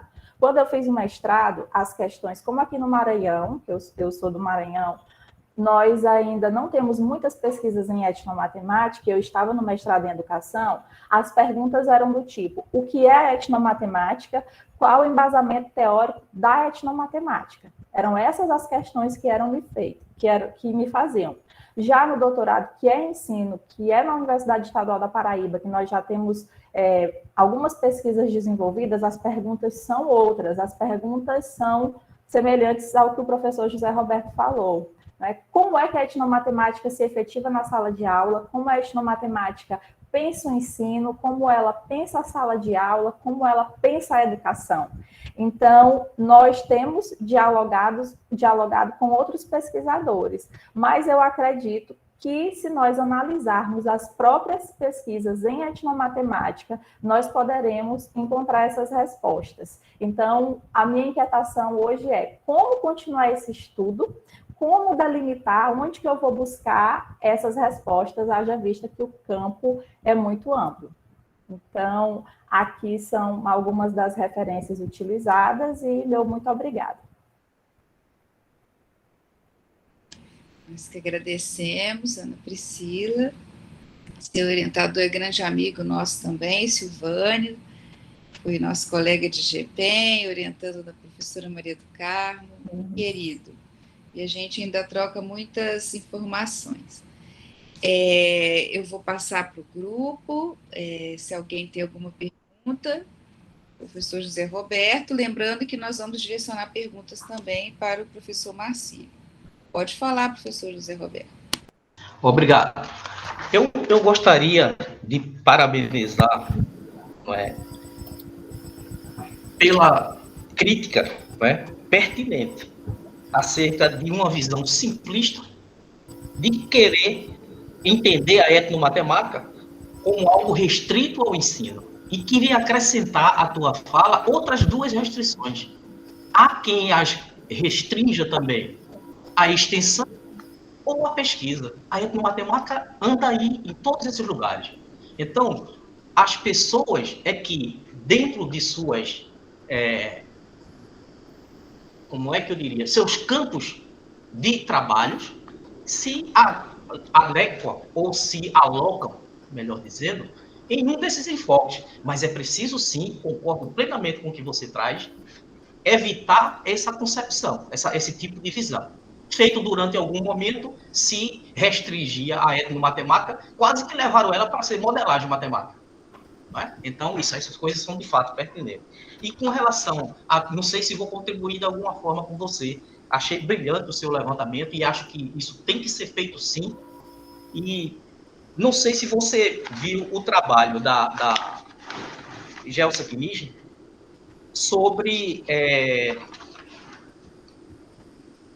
deixa me ver. Ela trabalha apresentando, ela apresenta alguns exemplos sobre o uso da perspectiva etnomatemática.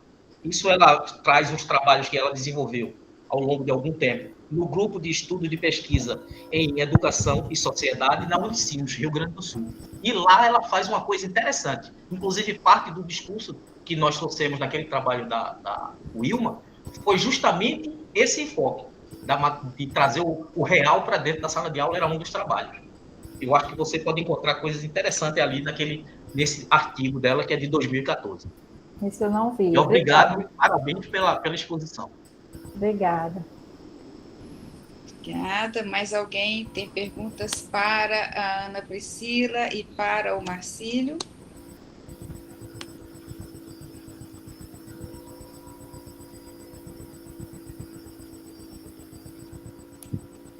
Não?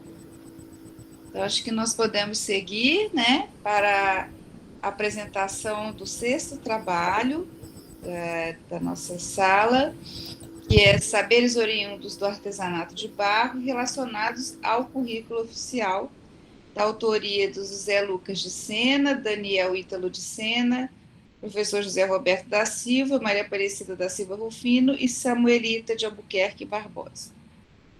O Lucas que vai apresentar, tem uma equipe aí, né, dos professores, isso é muito bom. Bom dia a todos, deixa eu só transmitir aqui a tela.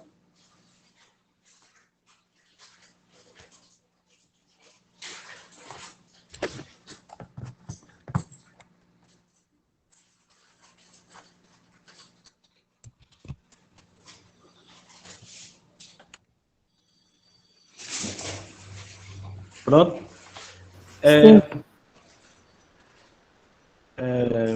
Nosso trabalho, bom dia a todos novamente, é sobre os saberes oriundos do artesanato de barro relacionado ao currículo oficial.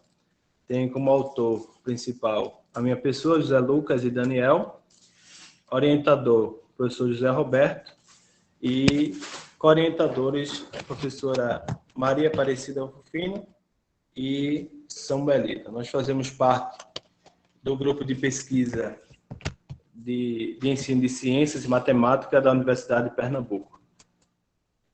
Essa pesquisa, ela foi um recorte da minha graduação, da obtenção de grau de licenciatura em matemática pela universidade.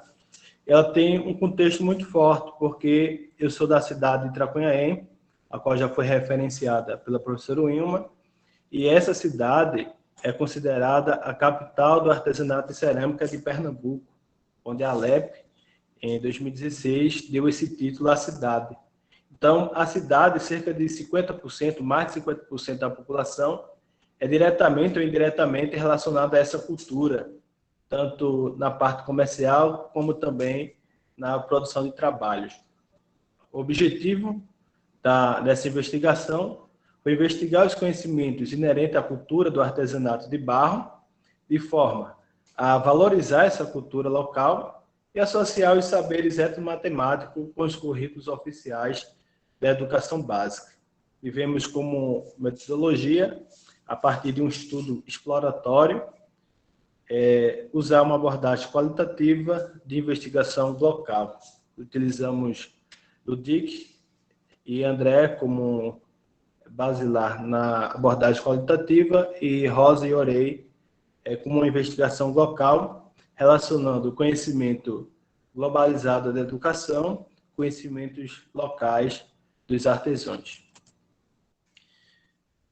Como fundamentação, usamos duas bases. Primeiro, o uso do programa de etnomatemática como aporte pedagógico, que D'Ambrosio ele afirma que esses conhecimentos matemáticos não são apenas um conhecimento periférico, mas entende como um ciclo de geração, organização intelectual, organização social e difusão desse conhecimento.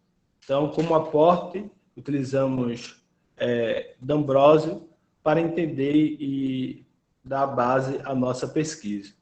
E os documentos oficiais que utilizamos, um deles foi a nossa BNCC, que diz o seguinte: reconhecer que a matemática é uma ciência humana, fruto de necessidades e preocupações de diferentes culturas em diferentes momentos históricos, é uma ciência viva e contribui para a solução de problemas científicos e tecnológicos para alicerçar descobertas e construções inclusíveis com impacto no mundo do trabalho.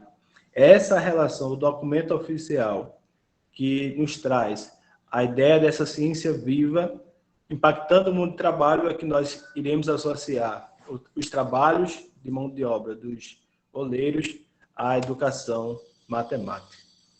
Então, temos os saberes das olarias. O que é isso? Lá nós temos duas coisas diferentes, as olarias e temos ateliês. A olaria é onde faz as peças utilitárias e os ateliês, as peças decorativas e também as peças sacras. Mas a nossa pesquisa foi dentro da olaria, pois tínhamos um objeto de conhecimento e essa pesquisa foi feita no estudo dentro de um ano. Visitamos as 3 maiores olarias da cidade durante 3 meses, em locos.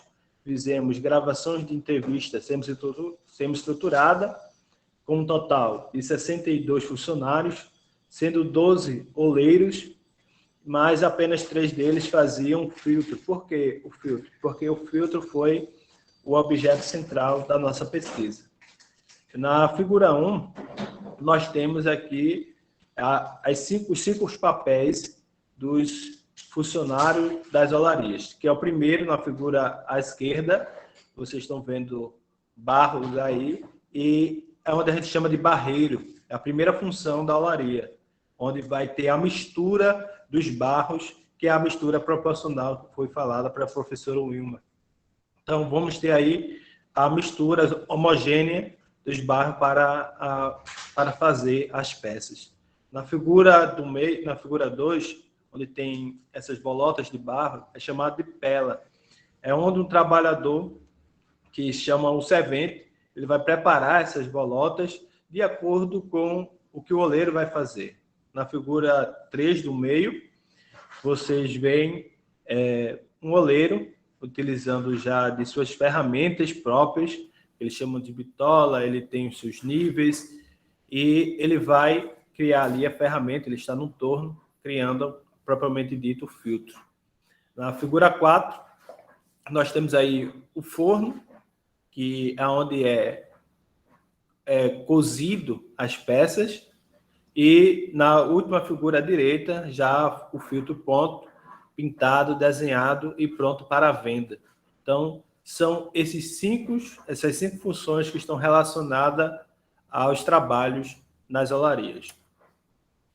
Em relação aos saberes matemáticos, ao longo da pesquisa, a produção desses conhecimentos foram além da matemática. Nessa direção, foram identificados enfoques matemáticos como medida de massa, volume de comprimento, de temperatura, razão entre grandezas, proporcionalidades, operação de matemática financeira, tudo isso que estava preconizado na BNCC, dos DCNs, do PCN, e esses conhecimentos variavam independente da função de quem estava trabalhando, desde o servente, que misturava o barro, até o oleiro, o vendedor, mostrava diversas práticas desse conhecimento. Na nossa pesquisa, evidenciamos o conceito de noções de volume, pois utilizamos o objeto como filtro e perguntamos aos trabalhadores como seria a medição desses filtros. Porém, a maioria dos pesquisados, eles não possuía um conhecimento para calcular, como a gente conhece na escola, o volume. Eles usavam predominantemente por tentativas e erros, utilizando garrafa PET, pegar uma garrafa PET de 1 litro ou de 2 litros, para medir os volumes dos filtros. Depois que eles mediram, os oleiros que tinham mais a prática, eles perceberam que mudando o seu objeto de mensuração, eles conseguiam encontrar um outro volume parecido. Na nossa investigação, um dos artesãos, ao estimular o tamanho de um filtro que ele tinha, lá ele tem 5 tipos de filtro, 1, 2, 3, 4, 5. Eles chamam de número 1, número 2 e assim por diante. No número 3, ele usava o que chamamos de bitola, o que vimos na outra figura. E essas bitolas eram pedaços de madeira ou de ferro, que essa tinha 23 centímetros por 21, que seria a largura do filtro e a sua altura. Eles usavam isso como medidas externas e como espessura eles deixavam cerca de 2 centímetros. E ele disse, o pesquisado, ele disse que esse filtro caberia cerca de 6 litros de água. Ele disse que o filtro número 4 tinha uma diferença de 2 centímetros de uma bitola para a outra, sendo agora 25 por 23, e teria 8 litros. E o filtro de número 5, ele aumentava de novo mais 2, tanto no seu comprimento como na sua altura, e a capacidade do filtro seria de 10 litros. Falta 3 minutos. Certo. Em uma validação, nós utilizamos a etnomodelagem para validar se aquilo que o oleiro estava dizendo seria observado na prática. Então, utilizando a matemática escolar, eu utilizei o apoio do software de geometria dinâmica GeoGebra, colocamos em uma etnomodelagem a pesquisa que eles diziam, as medidas que eles falaram, e relacionando com os resultados obtidos matematicamente. Então, para os filtros que ele usou, de número 3, e as bitolas que eles diziam, na figura 2 você pode observar, no GeoGebra eu usei uma bitola de 21 centímetros por 23, e fazendo os cálculos, deu cerca de 5,954 litros. O oleiro lá dizia que era 6, e nós encontramos aproximadamente o mesmo valor. No filtro de número 4, chegamos a 7,966 litros. O oleiro dizia que era 8, bem próximo mesmo da realidade.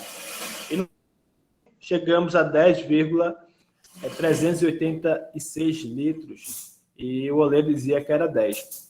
Só que a ideia do oleiro é dizer que sempre aumentasse 2 centímetros, aumentava 2 litros. Só que quanto mais aumenta 2 centímetros de altura e de largura, a gente percebe que a medida vai chegar um tempo que vai ultrapassar essa medida de 2 litros por cada número. Como conclusão, percebemos que os oleiros tinham pouca escolaridade. A maioria deles não terminaram o ensino fundamental. As pessoas que tinham mais conhecimento eram que ficavam ou na venda ou fazendo os jarros, os barros. Mas os serventes, o que pegavam no pesado, a maioria deles não tinha o conhecimento. Mas, mesmo assim, nós conseguimos envolver esses conhecimentos científicos em diversas áreas humanas, naturais e além da matemática, como noções de cultura e sociologia, em terminologia da física e volume em geometria.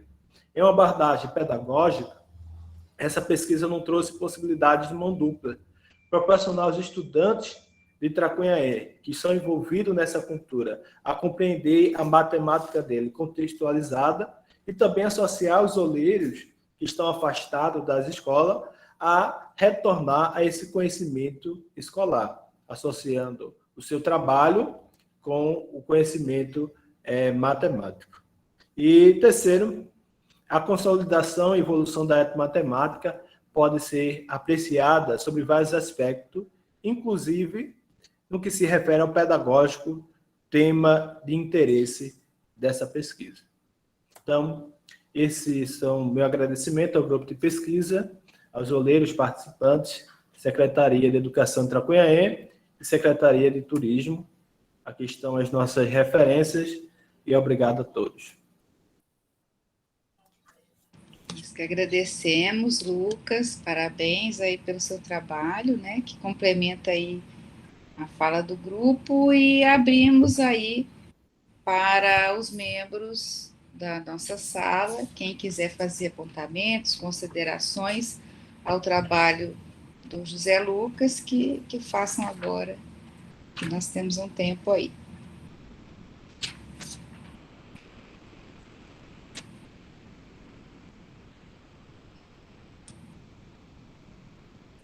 Ninguém?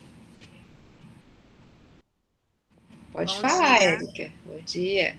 Eu gostaria de parabenizar o Lucas e gostaria de saber se ele, a partir dos desdobramentos da pesquisa dele, ele já tem alguns indicativos de continuidade da pesquisa, qual caminho ele seguiria, né? Que é que hoje ele pensa assim para que essa pesquisa dele, que tem um potencial tão amplo, né?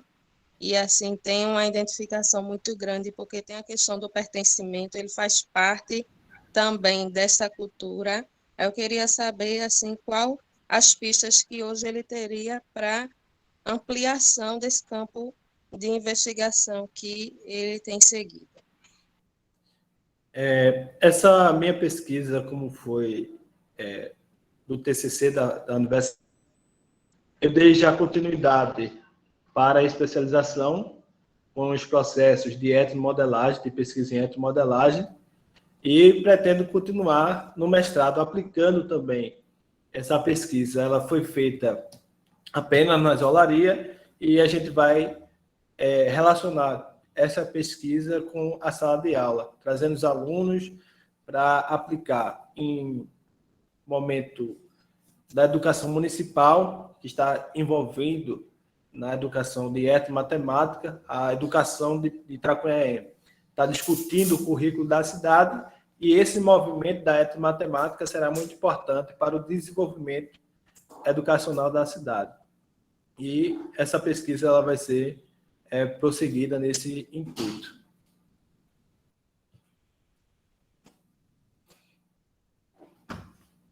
Mais alguém? José Roberto? Bom dia novamente. Eu não queria acrescentar muita coisa, né, ao que o Lucas já disse, apenas em termos de alerta, porque às vezes a gente faz uma exposição e aparecem coisas que podem levar alguém a pensar que nós compartilhamos com aquilo. Nós também somos críticos da BNCC, pessoal. No entanto, ela é um documento oficial. Nós estamos nos reportando a ela apenas como documento oficial. Mas não dá para que a gente bata, né, palmas para a BNCC se deixou tantas coisas de fora, né? Inclusive questões feitas a etnomatemática. Não se reporta diretamente. Então, nós também somos críticos da BNCC, mas é o que tem-se aí em mãos para usar. Mais alguém? Esse comentário é bem pertinente, né, da BNCC, e eu acho que a gente também, como educadores matemáticos e etnomatemáticos, podemos achar brechas em documentos complementares à BNCC, né? Então, eu tenho buscado trabalhar um pouco com essas brechas, e há um documento complementar à BNCC, que vocês devem ter conhecimento, que são os temas os temas transversais contemporâneos. Esse é o nome do documento. Nesse documento, as temáticas são apresentadas como a educação ambiental, como a questão geracional, a educação para as relações étnico-raciais. Então, naquelas possibilidades de discutir temas contemporâneos transversais, a gente entra com a discussão da etnomatemática. Como o professor José Roberto disse, não há no documento diretamente essa possibilidade, como nós tínhamos, por exemplo, nos PCNs de matemática, em que aparecia explicitamente o termo etnomatemática como uma possibilidade, né? Também o outro documento que nós temos que aparece a etnomatemática explicitamente é o documento de diretrizes nacionais para a educação das relações étnico-raciais, né? Então, nós temos documentos em que a etno é indicada explicitamente como uma possibilidade, né? Mas na BNCC, nem nesse documento complementar há explicitamente ou diretamente, como o professor disse, o termo. Só que aí a gente acha brecha, né? Eu acho que é uma forma da gente conduzir o nosso trabalho pedagógico e de pesquisa, né? Como dizia aí a saudosa Beatriz D'Ambrosio, de forma insubordinadamente criativa, né? Então, acho que é esse o convite, né? De nós pensarmos nas possibilidades para além do que está escrito diretamente, mas de modo que a gente possa discutir as questões que a gente acredita e pensa como educadores, professores aí da educação básica.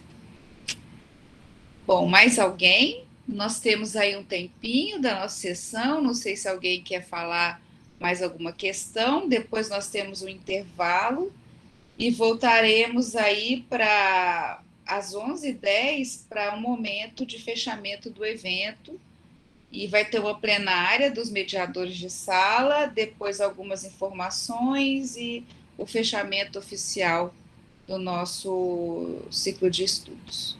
Mais alguém gostaria de fazer algum apontamento?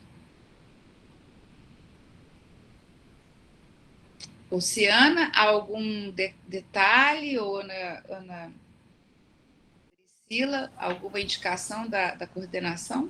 Pode falar. Uma informação, só uma, Ponciana, é que todas as salas nós estamos conseguindo finalizar as apresentações a tempo. Só tem uma sala que ainda estão na última apresentação, mas as demais já estão nesses momentos finais. Então, nós poderemos voltar às 11h, professora. Às 11h, tá bom. Eu gostaria de parabenizar a professora Cristiane, desculpe o atropelo da fala, mas não poderia deixar de dizer isso, pela excelente condução dos trabalhos. Não é à toa que chegamos aí com tempo de sobra.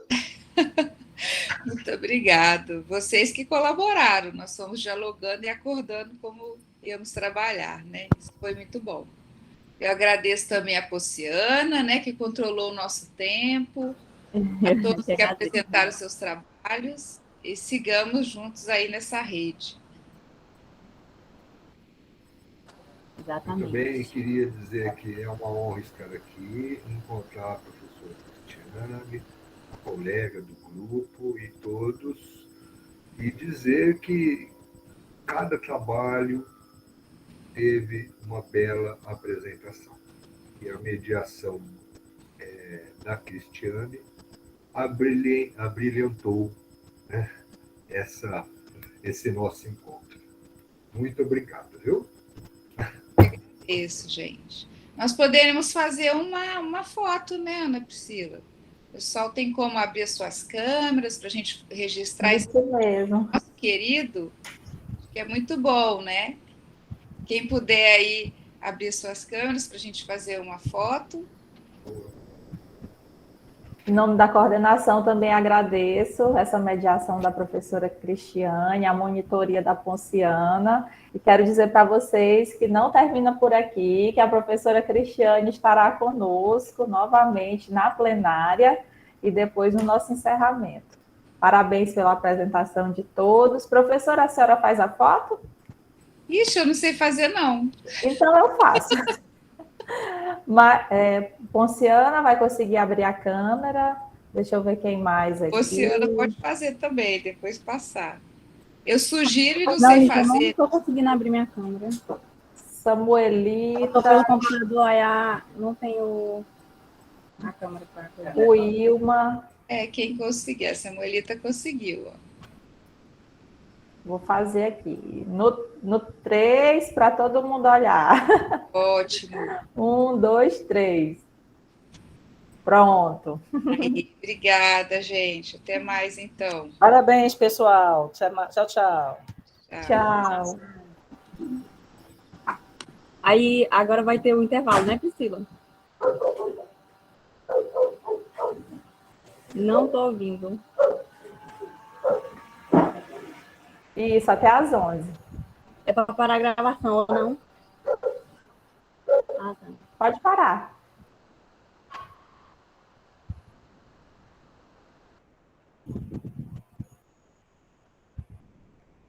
Parou?